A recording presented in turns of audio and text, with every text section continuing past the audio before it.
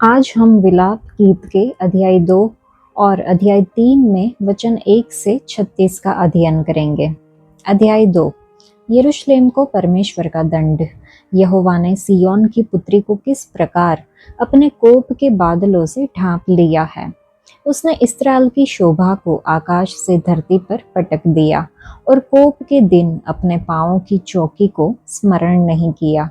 यहोवा ने याकूब की सब बस्तियों को निष्ठुरता से नष्ट किया है। उसने रोष में आकर यहूदा की पुत्री के दृढ़ गढ़ों को ढाकर मिट्टी में मिला दिया है। उसने हाकिमों समेत राज्य को अपवित्र ठहराया है। उसने क्रोध में आकर इस्राएल के सिंग को जड़ से काट डाला है। उसने शत्रु के सामने उनकी सहायता करने से अपना दाहिना हाथ खींच लिया है। उसने चारों ओर भस्म करती हुई लोग के समान याकूब को जला दिया है। उसने शत्रु बनकर धनुष चढ़ाया और बेरी बनकर दाहिना हाथ बढ़ाए हुए खड़ा है। और जितने देखने में मनभावने थे उन सब को उसने घात किया। सिय्योन की पुत्री के तंबू पर उसने आग के समान अपनी झलझलाहट भड़का दी है। यहोवा शत्रु बन गया। उसने इस्राएल को निगल लिया। उसके सारे भवनों को उसने मिटा दिया और उसके दृढ़ गढ़ों को नष्ट कर डाला है। और यहूदा की पुत्री का रोना पीटना बहुत बढ़ाया है। उसने अपना मंडप बारी के मचान के समान अचानक गिरा दिया। अपने मिलाप स्थान का उसने नाश किया है। यहोवा ने सिय्योन में नियत पर्व और विश्राम दिन दोनों को भुला दिया है और अपने भड़के हुए कोप से राजा और याजक दोनों का तिरस्कार किया है।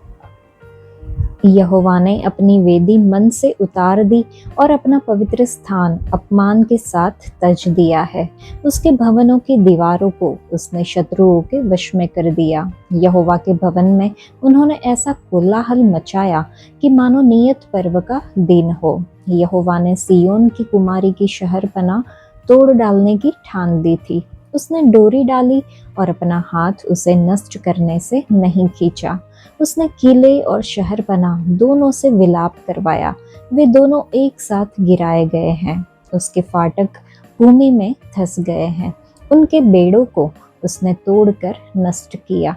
उसके राजा और हाकिम अन्य जातियों में रहने के कारण व्यवस्था रहित हो गए हैं और उसके भविष्यद्वक्ता यहोवा से दर्शन नहीं पाते हैं। सिय्योन की पुत्री के पुरनिये भूमि पर चुपचाप बैठे हैं। उन्होंने अपने सिर पर धूल उड़ाई और टाट का फेंटा बांधा है। यरूशलेम की कुमारियों ने अपना अपना सिर भूमि तक झुकाया है।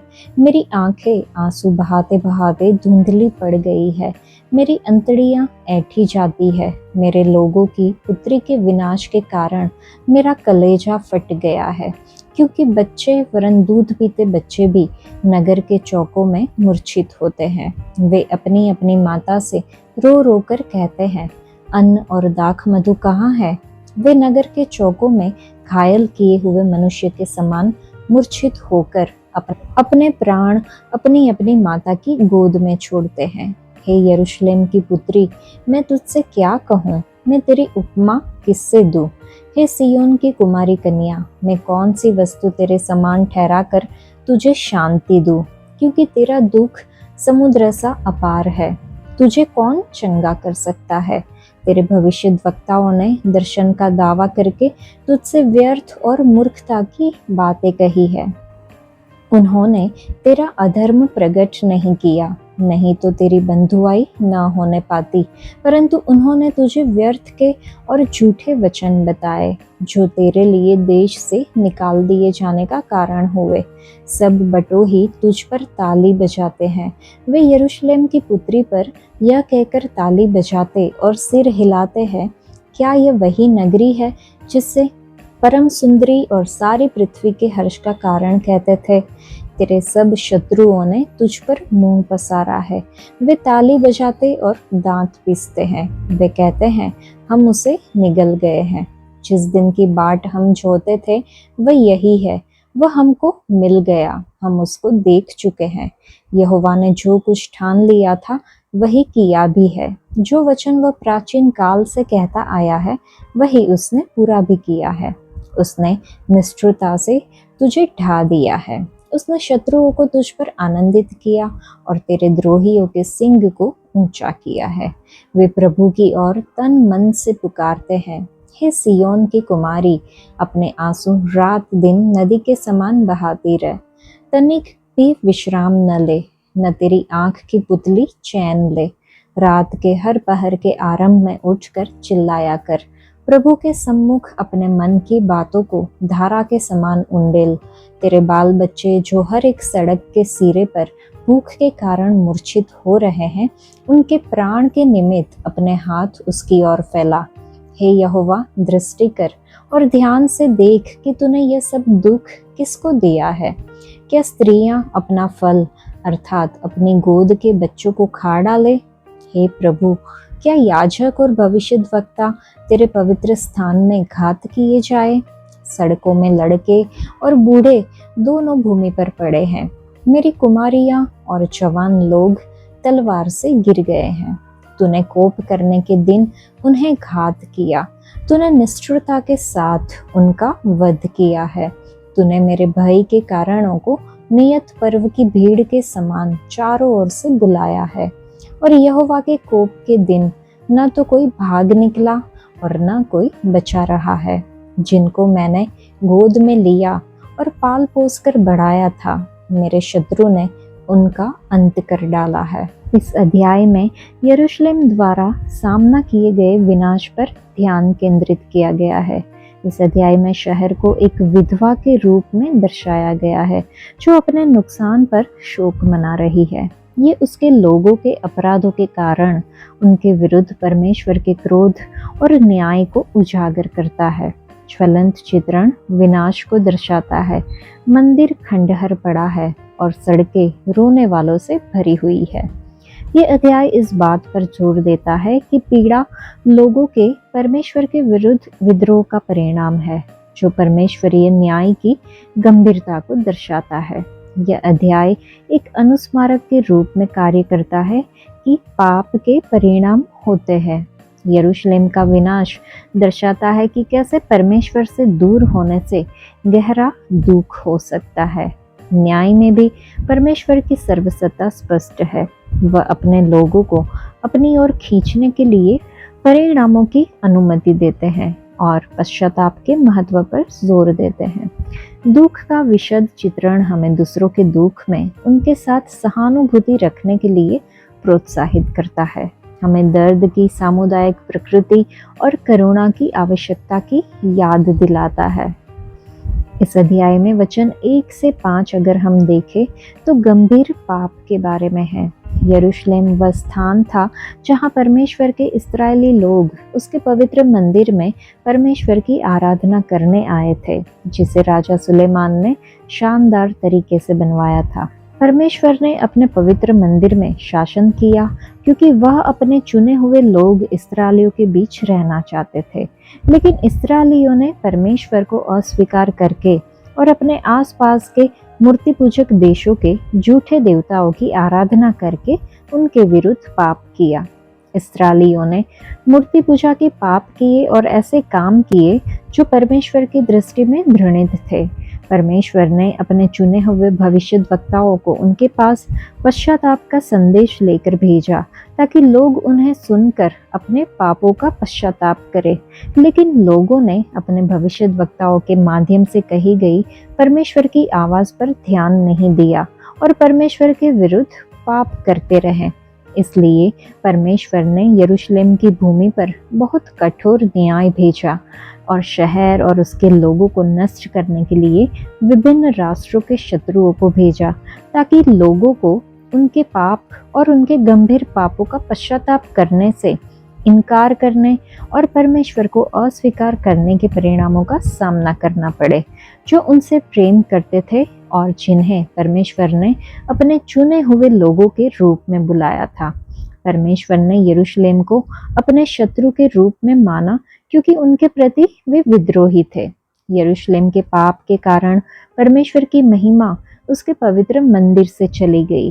परमेश्वर ने अपने लोगों की प्रार्थना नहीं सुनी और खुद को एक बादल में छिपा लिया, जहां लोग उसके पास नहीं जा सकते थे और उसे नहीं देख सकते थे। इस्राएलियों का परमेश्वर के साथ वाचा का रिश्ता नहीं था, क्योंकि वे परमेश्वर की आज्ञा मानने और उसे अपने एकमात्र प्रभु और परमेश्वर के रूप में स्वीकार करने में विफल रहे। परमेश्वर के लोग इस्राएलियों ने परमेश्वर के विरुद्ध विद्रोह करके और यहोवा के क्रोध को अपने ऊपर बुलाकर अपने विनाश की मांग की, जब तक कि वे नष्ट नहीं हो गए, और अपने प्यारे परमेश्वर को अस्वीकार करने और अपनी सनक और कल्पनाओं का पालन करने के लिए बहुत अपमान सहना पड़ा, जिसके कारण उन्हें वादा किए गए देश कनान से निकाल दिया गया। चलिए हम परमेश्वर के वचन को सुने, जो हमें अपने उद्धार और परमेश्वर के साथ अनंत जीवन की ओर ले जाता है। हम अपने प्रभु यीशु के प्रति आभारी रहे, जिन्होंने हमें पाप और मृत्यु से हमेशा के लिए बचाने के लिए क्रूस पर एक पीड़ादायक मृत्यु को सहकर हमारे लिए जो कुछ किया है। प्रभु हमें आपकी आज्ञाओं का पालन करने में मदद करे और यहोशू की पत्री में अध्याय 24 में वचन 15 के अनुसार परमेश्वर से वादा करे कि हम और हमारा घराना केवल उनकी सेवा करेंगे। विलाप गीत 3 में वचन 1 से 36। उसके रोष की छड़ी से दुख भोगने वाला पुरुष मैं ही हूँ। वह मुझे ले जाकर उजियाले में नहीं, अंधियारे ही में चलाता है। उसका हाथ दिन भर मेरे ही विरुद्ध उठता रहता है। उसने मेरा मांस और चमड़ा गला दिया है और मेरी हड्डियों को तोड़ दिया है। उसने मुझे रोकने के लिए कीला बनाया और मुझको कठिन दुख और श्रम से घेरा है। उसने मुझे बहुत दिन के मरे हुए लोगों के समान अंधेरे स्थानों में बसा दिया है। मेरे चारों ओर उसने बाड़ा बांधा है कि मैं निकल नहीं सकता। उसने मुझे भारी सांकल से जकड़ा है। मैं चिल्ला चिल्ला के दोहाई देता हूँ, तो भी वह मेरी प्रार्थना नहीं सुनता। मेरे मार्गों को उसने गढ़े हुए पत्थरों से रोक रखा है। मेरी डगरों को उसने टेढ़ी कर दिया है। वह मेरे लिए घात में बैठे हुए रीछ और घात लगाए हुए सिंह के समान है। उसने मुझे मेरे मार्गों से भुला दिया और मुझे फाड़ डाला। उसने मुझको उजाड़ दिया है। उसने धनुष चढ़ाकर मुझे अपने तीर का निशाना बनाया है। उसने अपने तीरों से मेरे हृदय को बेध दिया है। सब लोग मुझ पर हंसते हैं और दिन भर मुझ पर ढालकर गीत गाते हैं। उसने मुझे कठिन दुख से भर दिया और नागदोना पिलाकर तृप्त किया है। उसने मेरे दांतों को कंकरी से तोड़ डाला और मुझे राख से ढांप दिया है और मुझको मन से उतार कर कुशल से रहित किया है। मैं कल्याण भूल गया हूँ, इसलिए मैंने कहा मेरा बल नष्ट हुआ और मेरी आशा जो यहोवा पर थी वह टूट गई है। मेरा दुख और मेरा मारा फिरना, मेरा नागदोने और विष का पीना स्मरण कर। मैं उन्हीं पर सोचता रहता हूँ। इससे मेरा प्राण ढला जाता है, परंतु मैं यह स्मरण करता हूँ, इसीलिए मुझे आशा है। हम मिट नहीं गए। ये यहोवा की महाकरुणा का फल है, क्योंकि उसकी दया अमर है। प्रति भोर वह नई होती रहती है। तेरी सच्चाई महान है। मेरे मन ने कहा, यहोवा मेरा भाग है, इस कारण मैं उसमें आशा रखूंगा। जो यहोवा की बाट जोते और उसके पास जाते हैं, उनके लिए यहोवा भला है। यहोवा से उद्धार पाने की आशा रखकर चुपचाप रहना भला है। पुरुष के लिए जवानी में जुआ उठाना भला है। वह यह जानकर अकेला चुपचाप रहे कि परमेश्वर ही ने उस पर यह बोझ डाला है। वह अपना मुंह तूल में रखे, क्या जाने इसमें कुछ आशा हो। वह अपना गाल अपने मारने वाले की ओर फेरे और नाम धराई सहता रहे, क्योंकि प्रभु मन से सर्वदा उतारे नहीं रहता। चाहे वह दुख भी दे, तो भी अपनी करुणा की बहुतायत के कारण वह दया भी करता है, क्योंकि वह मनुष्यों को अपने मन से न तो दबाता है और न दुख देता है। पृथ्वी भर के बंदियों को पांव के तले दलित करना, किसी पुरुष का हक परम प्रधान के सामने मारना और किसी मनुष्य का मुकदमा बिगाड़ना, इन तीनों कामों को यहोवा देख नहीं सकता। इस अध्याय को हम एक व्यक्तिगत विलाप और आशा के रूप में देख सकते हैं। यह एक व्यक्तिगत विलाप है जो उस व्यक्ति की पीड़ा को व्यक्त करता है जो परमेश्वर द्वारा त्यागा हुआ महसूस करता है। अत्यधिक दुख के बावजूद ये अध्याय में आशा का स्वर भरा हुआ है। लेखक परमेश्वर की दया और विश्वास योग्यता पर विचार करता है, इस बात पर जोर देता है कि उसकी करुणा कभी विफल नहीं होती। परमेश्वर के लोगों ने कड़ी सजा का अनुभव किया, लेकिन फिर भी परमेश्वर की दया और करुणा उनके लिए प्रकट थी। ये करुणाएं हर सुबह नई ताजा थी। परमेश्वर से नई दया और करुणा की आशा हर नए दिन के साथ नवीनीकृत होती है। परमेश्वर के लोग विश्वास और आशा के साथ नई सुबह का इंतजार कर सकते हैं, भले ही पिछला दिन कितना भी भयानक क्यों न हुआ हो। यह हर सुबह परमेश्वर के साथ उचित संगति रखने से संभव है। ये सब ने यर्मिया को परमेश्वर की महान निष्ठा पर विचार करने के लिए प्रेरित किया, जिसमें यह सच्चाई भी शामिल है कि वह कभी भी अपनी दया और करुणा प्रदर्शित करना बंद नहीं करता है। उसकी विश्वास योग्यता सचमुच बहुत महान है। परमेश्वर की दया इतनी अद्भुत है कि जब वह अपने लोगों को अपने पास वापस लाते हैं, वह उनके साथ ऐसा व्यवहार करते हैं मानो उन्होंने उन्हें अलग किया ही नहीं है। ये सब परमेश्वर की महान दया के कारण है कि हम उपभोग नहीं हुए हैं।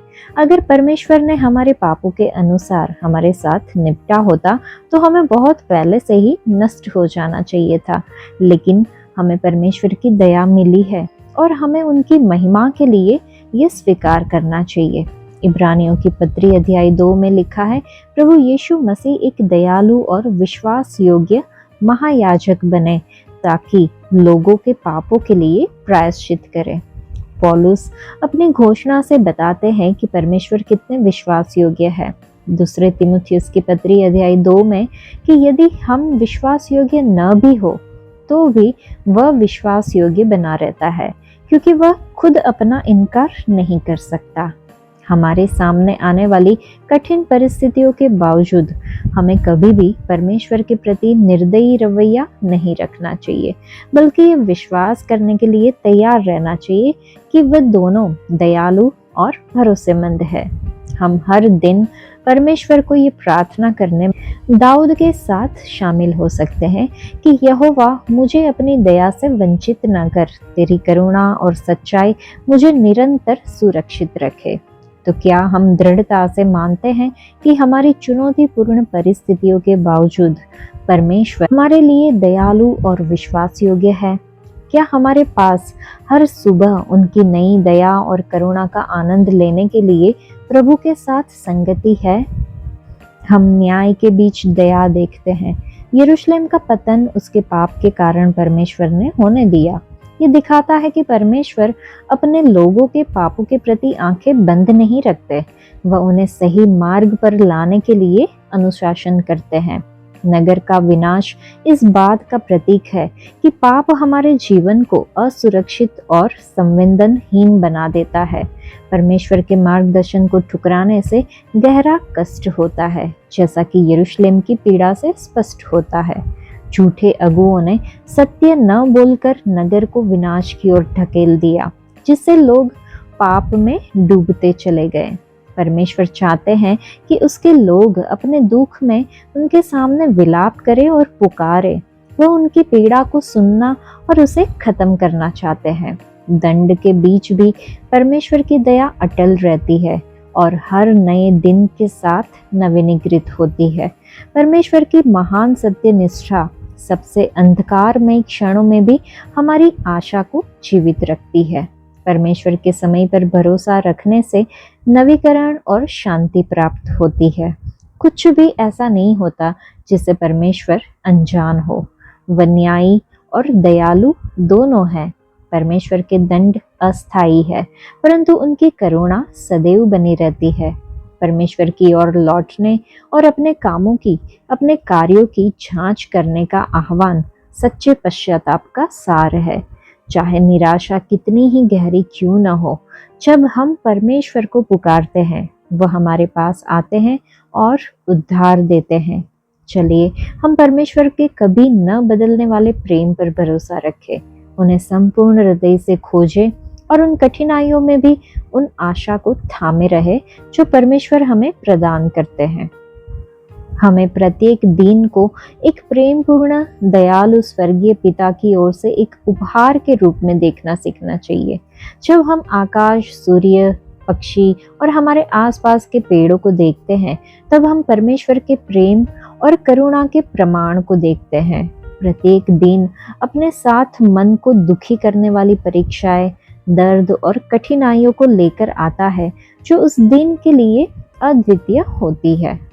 लेकिन परमेश्वर हमारे आसपास की परेशानियों के बावजूद हमें आंतरिक स्थिरता प्रदान करते और उन तूफानों से बाहर निकलने में हमारी मदद करते हैं।